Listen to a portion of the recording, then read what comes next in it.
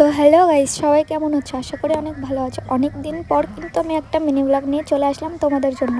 আর তোমাদের মনে কিন্তু অনেকের অনেক প্রশ্ন, সেটাই আজকে আমি তোমাদের বলবো। তো ভিডিওটা তোমরা শেষ পর্যন্ত দেখতে থাকো। তো কালকে রাতে কিন্তু আমরা অনেক রাতে ঘুমিয়েছি, এর জন্য হচ্ছে আমাদের দেরি হয়ে গেছে উঠতে।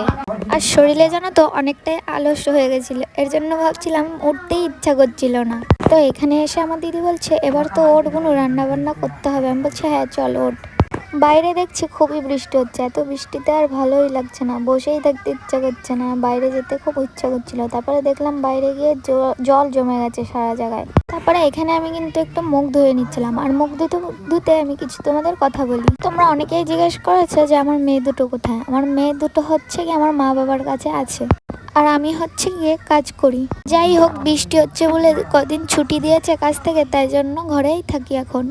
যাই হোক, আরও একটা কথা বলি তোমাদের। তোমরা অনেকেই জিজ্ঞেস করেছো আমার বর কোথায়। আমার বর কিন্তু ওর মতো থাকে, আমি আমার মতো থাকি। যে মানুষটা আমার সাথে ভালো নেই, সুখে নেই, তার সাথে তো থাকাটা ভালো না। আর একটা কথা কি জানো, কারোর কাছ থেকে কোনোদিনও জোর করে কিছু পাওয়া যায় না, সেটা ভালোবাসা হোক, সময় হোক, ব্যবহার হোক, যাই হোক। ছাড়ো সেই কথা, আর আমি ভাবতে চাই না, ঠিক আছে। যাই হোক, এখানে আমি একটু মুখটা ধুয়ে দেখে নিচ্ছিলাম আমার মুখটা কেমন লাগছে।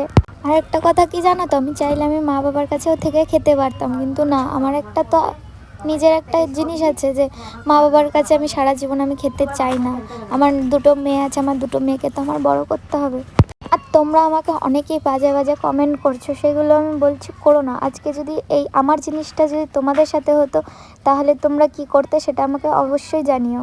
যাই হোক, দিদি আমাকে বলছিল যে বুনু একটু যা দোকানে শ্যাম্পু নিয়ে আয়। তো আমি এখানে চলে গেছিলাম শ্যাম্পু আনতে। তারপরে এখান থেকে আমার শ্যাম্পু নেওয়া হয়ে গেছে, এখন আমি যাচ্ছি ঘরে। আর তোমাদের ভিডিওটা কেমন লাগলো অবশ্যই কমেন্টে জানিও। টাটা, বাই বাই, সবাই ভালো।